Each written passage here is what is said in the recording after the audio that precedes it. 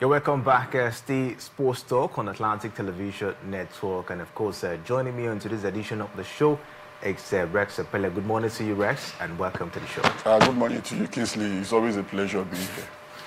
All right, before we take a look at, some other, interesting issues revolving around the beautiful world of sports, we want to take an overview of sports development down here in Nigeria. Of course, we've actually done this, before, but we have to just take a look at, how sports has been. The National Sports Commission, since it was actually, since it came on board again, how has they been able, of course, to, facilitate the activities of sports, in the country? That's what, of course, we're going to take a look at, on the show this morning. Rex, I know you've been following sports, of course, in Nigeria for a very, very long time. I think it was last year where they brought in the National Sport Commission again, being led by Shehu Diko and Olakpade this time around. So far, so good. How has sport been, under the leadership of Shehu Diko and Olakpade? Well, not quite impressive enough. We've had a lot of low moments, and under his leadership, we've seen most of the athletes complain that they are not being paid allowances. We've seen most of them complain that they are being denied bonuses, after matches and all that. And we've also had issues of us not performing at a very high level due to administrative issues and all that. So I think that it's not been a good one, but going forward in the future, there's always a need for improvement. You have to learn from your mistakes. It's just a new leadership coming on board, and I think almost going to a year plus now. So I think they need to draw a review on how far they performed and what they intend to do better come next year. And of course, taking a look at, drawing a review at this point in time, let's just take a look at, some areas, or some sporting federation that at least we've seen them, put more effort in trying to revive. One is athletics. At this point, we've not really gotten it right. The Athletic Federation of Nigeria, they've not, of course, really live up to, expectation in terms of the outing. We saw them last year. I was the last year at the Paris Olympic Games. That was 2024. Was not, of course, a good one. So many ugly stories coming from there. We heard of athletes, of course, being suspended due to doping issue, and all of that. And so many other issues. Favor Philly, of course, having was not properly registered, for our events, and that, of course, has led her to switch allegiance, to represent, I think, Turkey, as it stands. What do you make of their contribution so far in terms of, athletics, in the country? Well, it's not been so good. It's below par. It's below par contribution, below par performance from them, and we just wish that they can do better, because just imagine athletes that are supposed to represent the country going abroad to represent other countries. These are people that can add value to the system, that can bring a lot of medals to also the country, and to also bring pride to the country. But you see them, because of some of these issues, we're not putting our house in order, no rants, peg in the square hole, and all these things are not put in place. So these things go as far as making other people seek greener pastures from other nationalities, and I think it's not good for us as a country. So the leadership of what's his name again needs to come on, needs to do a review, like I said, sit down. What have we not really done so far so good, and in doing so, they are going to learn from one or two mistakes. Oh, we've not done this, we've not done that, and I think there's always a room for improvement for the future. Let's take a look at basketball. Hasn't really been that fantastic, apart from the individual brilliance of the players, especially the female team, being led by Renan Wakama, of course, the coach. They've been fantastic. I think they just won the last Afro Basketball Championship. We saw what they did at the Olympics, got all the way down to the quarterfinal of the Olympic, and they became the first basketball team, male or female, in Africa to get to the quarterfinals of the Olympic games, basketball championship. What do you make of, basketball? It's been ups and downs. Even the basketball league in Nigeria is not really that much, of course, consistent. And the other day, we're talking about Port Harcourt hosting the, finals, of the basketball championship. As we said, why always Port Harcourt, as it is that we don't have other venues and the inconsistent nature of the basketball league, as it stands. And yesterday, we're talking about, Dolphins female basketball team in Africa, down here in Nigeria, who wanted to host a particular, qualifiers. But we heard of a story where they wrote to the Nigerian Basketball Federation to give them the go-ahead to host that particular one. But there was total negligence. There was no consent, given at the end of the day. What do you make of it? Is it that the National Sport Commission, they don't want to mediate into the Basketball Federation and see how they can put things right? Because that is where we, of course, expect them to also, put their effort, because basketball is a popular sport in Nigeria. People follow basketball, as it is, and that is our force, where we actually put up a high level of performance whenever we go out there. So I don't know what you make of it, Shea Odiko and the Basketball Federation. How has it been, and what should be done to make sure that all of this is being corrected? Well, let me start from the Tigers. I think so far so good. The Rena Wakama side, they've really done so well. They've been so impressive, and they've been dominating also in Africa. And we also wish that they can also do more and bring more lorries. But going to the D Tigers, they've not really performed at that optimal level. Yeah. They've been having, in fact, not even ups and downs. This year was one of the low moments for them. They were not able to qualify for the international competitions, and they were also knocked out in several competitions at the early stages. So I think they didn't do well. There needs to be a lot of improvement in that also sector. We've also had players complain of poor welfare, traveling and going back to their respective clubs is always an issue. We've also had players complain of not being paid allowances, match bonuses and all that. So I think it's not good for the D Tigers. Going forward, a lot of corrections need to be made for them to really improve and get back to their winning ways. Then also looking at from the local scene, our local league here, Rivers State has always been hosting the NBBF playoffs and all that.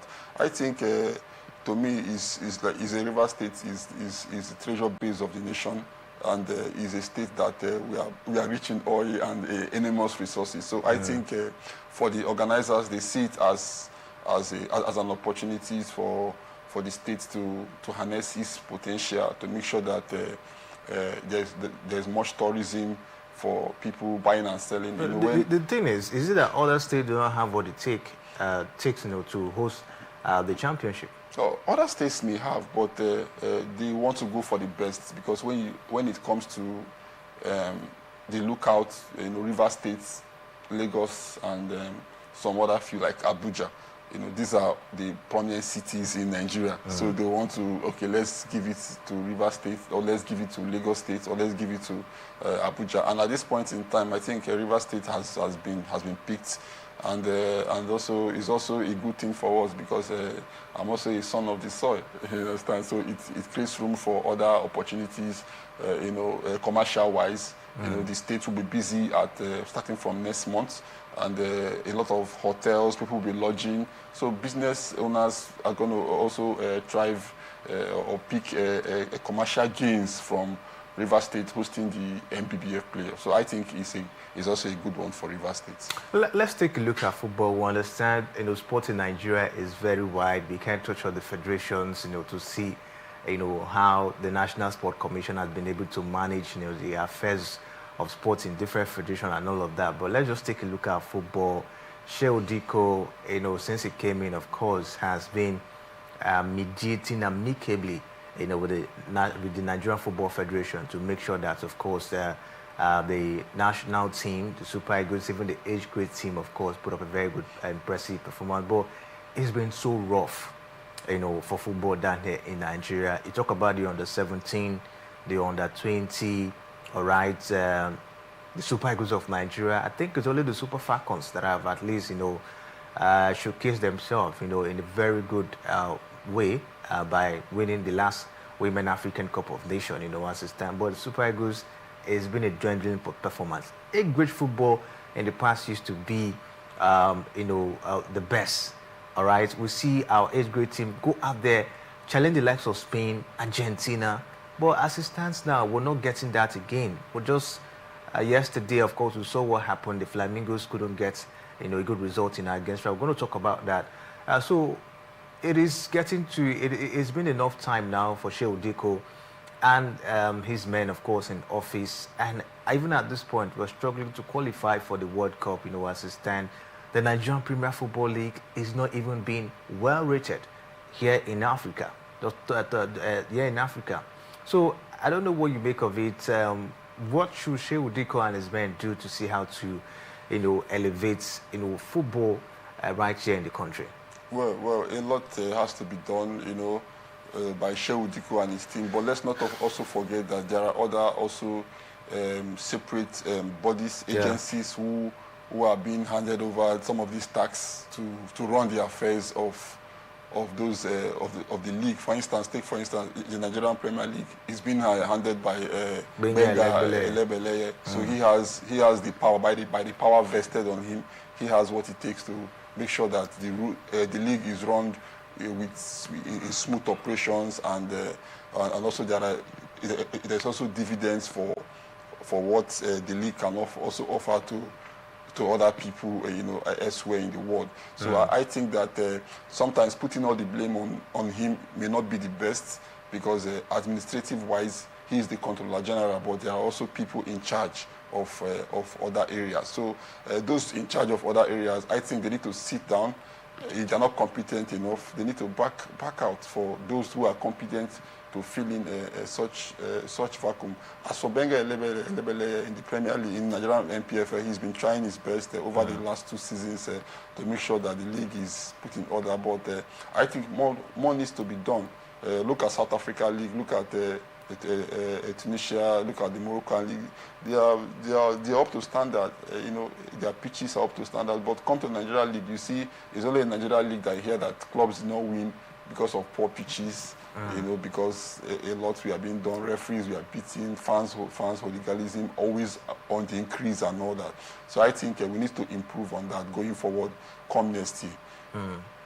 All right, let's say it is. It's of course very enormous talking about Nigerian sports. You just have to, of course, take a lot of time, but we don't have that time. We just, of course, I wanted to take a look at how it's been for Shehu Diko, and his men when it has to do with sport administration down here in the country. We'll continue to take a look at this because, of course, we are also stakeholders. We of course, try to, mediate into what is happening in sports, so we can, of course, have, a better sport system down here in the country. All right, let's just stay away from that as we take a look at, the performance of the Flamingos of Nigeria yesterday. They played against France and they couldn't get a win. They lost 1-0 in that particular one. Rex has been back-to-back poor performance, Olaise, from the Flamingos of Nigeria. How do you see this one, panning out for them? It's as if they are the verge of elimination at this point in time. But where did it go wrong for them? They lost 1-0 yesterday. To me, it's not an impressive performance for them at this tournament, and they have to go back home, not just coming back home, learning from their mistakes where they didn't do well, and make sure that they need to improve going forward. But looking at the performance against Canada, it was so poor. Defensively, it was so poor. We were bashed by Canada 4-1. And yesterday, I think we lost almost at the 85th minute or so. 1-0 against France. I saw it coming, but I was talking from a patriotic angle where that as patriotic citizens of Nigeria, we just have to wish our own the best, even though we know that we don't have the ample chance to qualify. But I think going forward, they need to do a lot of improvements so that in the subsequent tournament, they can perform much more better. Disappointing one for the Flying Eagles of Nigeria. Couldn't get, of course, a favorable result against France. We just talked about age grade football. We've seen our age grade team, of course, suffering. The under 20, we saw them in the African Cup of Nations. They didn't have a very good performance. We also saw the under 20 in the FIFA World Cup, where we saw Morocco, of course, clinching that one, ahead of Argentina at the end of the day. In fact, they were beaten, was in the round of 16 by Argentina. They were beating mercilessly, talking about our Nigeria on the 20 side. And now we're talking about Flamingos of Nigeria. Like I mentioned in the past, the age grade football in Nigeria used to be the best. We'll see them compete with the likes of Spain, Brazil, Argentina. But you take a look at it this time around, nothing to write home about. What has really happened to age grade football in the country? It's so sad that we've not really invested a lot, in grassroots football in the coming, let's say, in this few years to come. Gone are those days of Yemi Tella. May so rest in peace.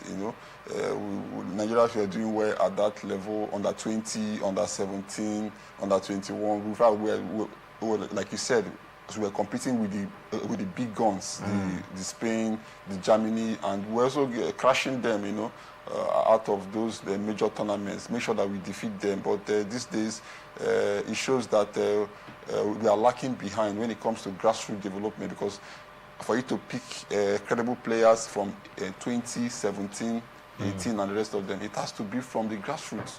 So I think we need to go back to the drawing board by making sure that we invest more on grassroots sports development, and in so doing, they're going to discover early talents that can propel Nigerians to victory.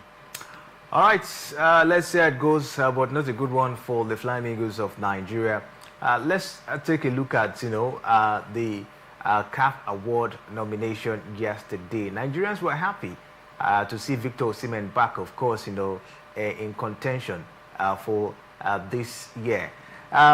Rex, we saw the nomination, and in the Men's Player of the Year, we saw the likes of Frank Zoba Aguisa, the man from Cameroon who plays for Napoli, the likes of Fistin Mayele, who plays from DR Congo, and he plays for Pyramid, Mohamed Salah of Egypt, who plays for Liverpool as well, and we saw the likes of Dennis Bonga of Gabon, and plays for Los Angeles FC. Also the likes of Gurasi, of course, who plays for Guinea, and also plays for Borussia Dortmund. Akraf Hakimi plays for Morocco and for Paris Saint-Germain. Likes of Osmana Lim Liu, and also Victor Osimhen, Iman Ndiaye, Pape Matassa as well. Of course, take a look at the names in that category, Rex. How do you see this one panning out? Victor Osimhen back in contention, won 2 trophies last season with Galatasaray, scored over 35 goals, to say, with a lot of, assists. Do you see him in contention? Do you see him, of course, being in good contention to get this one? Definitely, he's going to be among the major contenders because of his exploit last season with Galatasaray, and knowing that he was the high goal scorer in the league, in the Turkish league, and also they won the league also. But the likes of Akraf Hakimi is also there. This is a player who has done so well for PSG, helped PSG to win the Champions League, contributed enormously to make sure that PSG was flying in all cylinders. Won 4 trophies. Yes, and he delivered a lot of assists. Scored some incredible goals for PSG. So left for me, I'm not one of the judges, and I don't want to sound non-patriotic, but I think Akraf Hakimi should deserve that award honorably. Okay, Akraf Hakimi ahead of Mo Salah and Victor Osimhen, according to Rex at this point in time. We'll see how this one, of course, will go down. But don't forget, they're looking at between January to October. That's the period of time they are using to calculate.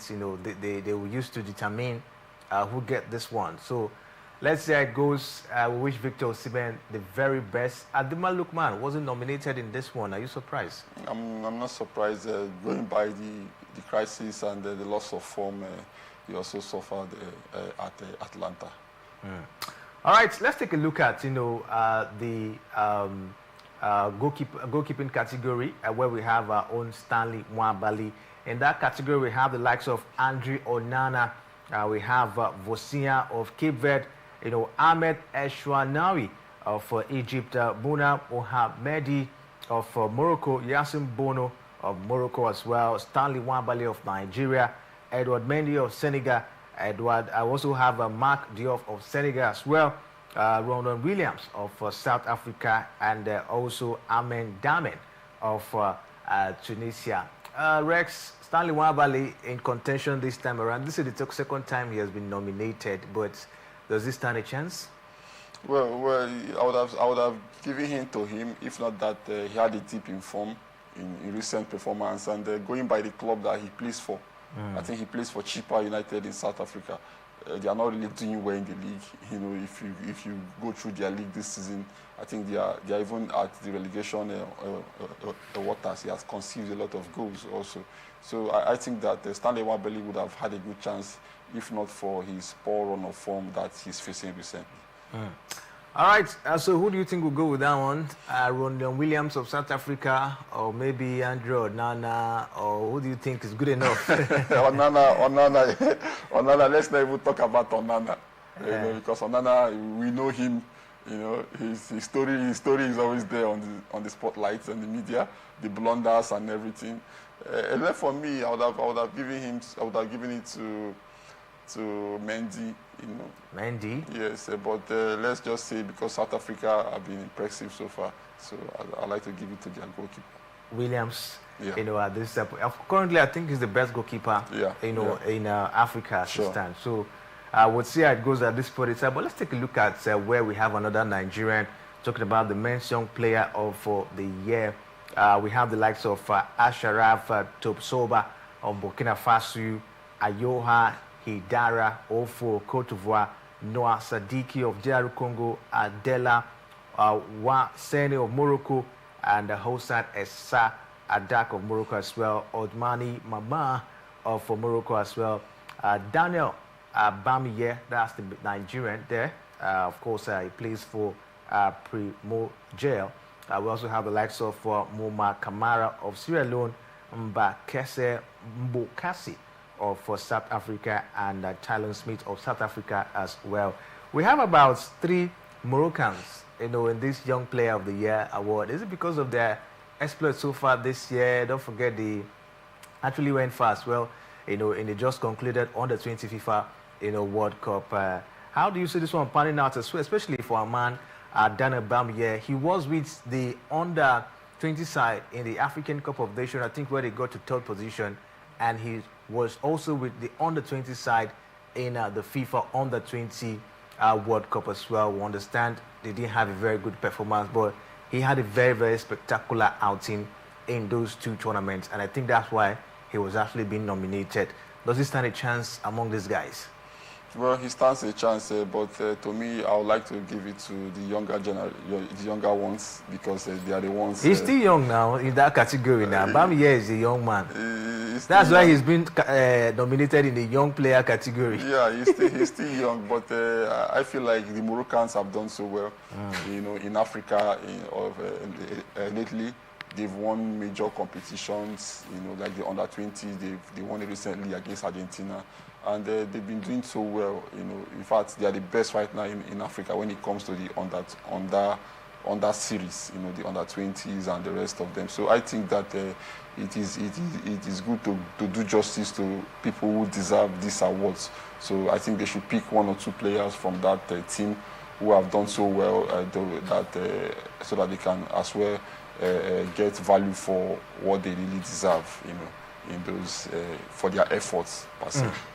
All right, let's see how it goes. We wish Daniel Bamiye the very best. We hope at least, at least one person will bring something back home, at the end of the day, either Stanley Nwabali, Danny Bamiye, or Victor Osimhen. Do you see it happening that way? I don't see Victor Osimhen. I don't see him. Even I see Nwabali? Handcraft. Nwabali would have been a better chance, but because he lost, he was so good at the Nations Cup. Yeah. You know, he did very well, excellently well. Got us to the final.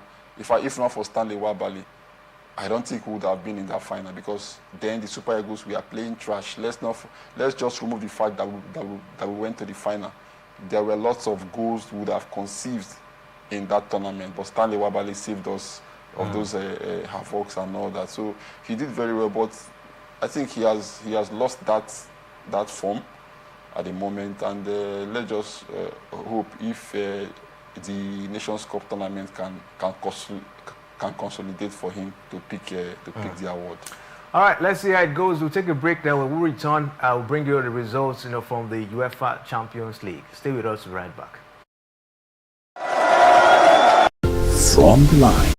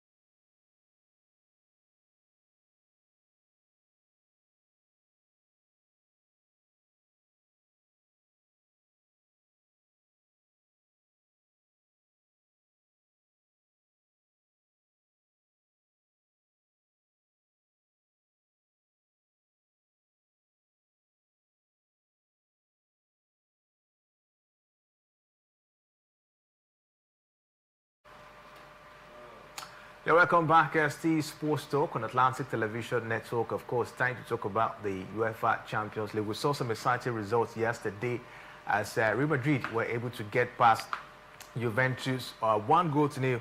It ended in that particular one, and the likes of Monaco, of course, played goalless against Tottenham Hotspur. And there was so Sporting, FC, they beat Marseille 2-1 down there. Atalanta played goalless against Liverpool. Chelsea beat Ajax 5-1, and there was still the likes of Eintracht Frankfurt being beaten by Liverpool. It ended 5-1 as well down there. And Bayern Munich got past Club Brugge 4-0. Galatasaray beat Bodo Glimt 3-1. Victor Osimhen getting a brace down there. Athletic Club beat Karabakh 3-1 as well. Rex, what do you make of the results from the UEFA Champions League? First, let's start with that performance from Osimhen down there in Galatasaray. Had a brace in that game, and what do you make of that performance and as well the win for Galatasaray? It's scintillating performance, for Osimhen and also for Gala. Knowing fully well that they missed him in the first game that they lost, and their coach was being bothered due to injury. That was when he came for national assignment. He picked a knock and could not play the first game. But we've seen the 2 matches that he has played. In the Champions League. In the Champions League, he was able to sink Liverpool. Yeah. And he also did that yesterday against Bodo Glimt. And the young lad is showing that he's capable of destroying bigger teams in the Champions League. Xabi Alonso football down there at Real Madrid Xabi Alonso was able to get past Juventus 1-0. Real Madrid pressed so hard, of course, in that encounter. What do you make of the performance? Vinicius Junior, Kylian Mbappe, of course, putting up some high level of performance yesterday. Will you say it's as a result of the fact that Juventus are not really that formidable, this season? That's why they were able to get that result, because I saw, yes, they press, but they have to really struggle to get that goal. I think let's not rule away that the fact that Juventus played a good game yesterday. I watched the game live. In fact, Juventus should have had a goal first, if not for Courtois. There was a point Vlahovic moved forward with race when he was racing down, and Militao was chasing him down the end. He nearly got that goal, but the leg of Courtois saved that goal.